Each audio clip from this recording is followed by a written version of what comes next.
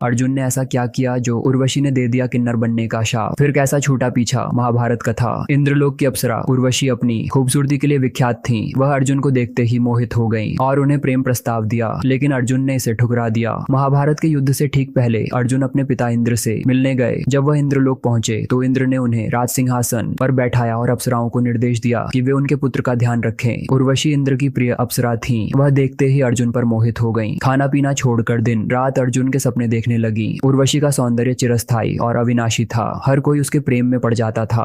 हालांकि अर्जुन पर उर्वशी के रंग रूप का कोई प्रभाव नहीं पड़ा। उर्वशी ने उन्हें खूब लुभाने की कोशिश की। उज्जवल कपड़े और सुगंधित फूलों की माला पहनी। जिस नृत्य के लिए मशहूर थी वो नृत्य भी प्रस्तुत किया। फिर भी अर्जुन को अपने प्रेम पाश में नहीं बांध सकी। अर्जुन के प्रेम में पड़ गई उर्वशी। लेखिका नमिता गोखले पेंगुइन से प्रकाशित अपनी किताब महाभारत में लिखती हैं कि जब कोई दांव काम नहीं आया तो आखिरकार उर्वशी ने अर्जुन के सामने प्रेम प्रस्ताव रखा। कहा, मुझे आपसे प्रेम हो गया है अर्जुन, मैं अपना सारा जीवन आपके साथ बिताना चाहती हूँ। ओके। उर्वशी का प्रेम प्रस्ताव सुनकर अर्जुन घबरा गए। इंद्रलोक आने का मकसद अपने पिता के चमत्कारी अस्त्र शस्त्रों को हासिल करना था। उनके मन में अपमान की ज्वाला धक रही थी। पांडवों ने द्रौपदी के अपमान का बदला लेने और कौरवों से अपना राज्य वापस हासिल करने का संकल्प लिया था। इसलिए उनके मन में सिर्फ युद्ध उबाल मार रहा था। उनके पास न तो समय था और न ही प्रेम में पड़ने की इच्छा। वह पहले से ही द्रौपदी और श्री कृष्ण की बहन सुभद्रा से विवाहित थे। उनके दो पुत्र थे, श्रुतकर्मण और अभिमन्यु हो चुके थे। उर्वशी और उनके बनावटी सौंदर्य के लिए उनके जीवन में स्थान नहीं था। उर्वशी ने आत्मीयता से कहा, मैं तुम्हें प्रेम दे रही हूँ अर्जुन, और बदले में तुम्हारा प्रेम चाहती हूँ। अर्जुन ने क्या कहकर ठुकराया प्रस्ताव? अर्जुन और उर्वशी के बीच संवाद का जिक्र महाभारत में भी मिलता है। अर्जुन ने उर्वशी से पीछा छुड़ाने के लिए कहा, आप मुझसे बहुत बड़ी हैं, मेरी माँ कुंती जैसी हैं। अर्जुन के तिरस्कार से उर्वशी ने अपमानित महसूस किया। उनके स्वाभिमान को ठेस पहुंची और वह अचानक गुस्से में लाल हो गईं। उर्वशी ने उत्तर दिया, मैं अमर स्वर्गिक प्राणी हूँ। अप्सराओं की कोई उम्र नहीं होती, क्योंकि समय के साथ हम बूढ़े नहीं होते। ये बातें केवल तुम नश्वर लोगों के साथ होती हैं। अर्जुन ने क्षमा मांगते हुए कहा,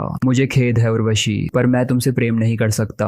अर्जुन के ठुकराने के बाद अप्सरा की सुंदर आंखें आग उगलने लगी। गुस्से में लाल उर्वशी ने दिया शाप। उर्वशी ने अर्जुन से चिल्लाते हुए कहे, मैं इस अपमान का बदला लूंगी। तुमने मेरे प्रेम को ठुकराया है, पर मेरे शाप को नहीं ठुकरा पाओगे। मैं तुम्हें शाप देती हूँ। हे अर्जुन, तुम्हें अपनी वीरता और पुरुषत्व पर बहुत गर्व है, पर तुम एक किन्नर बन जाओगे और अपना दिन महिलाओं से घिरे उनके मनोरंजन के लिए नाचते हुए बिताओगे।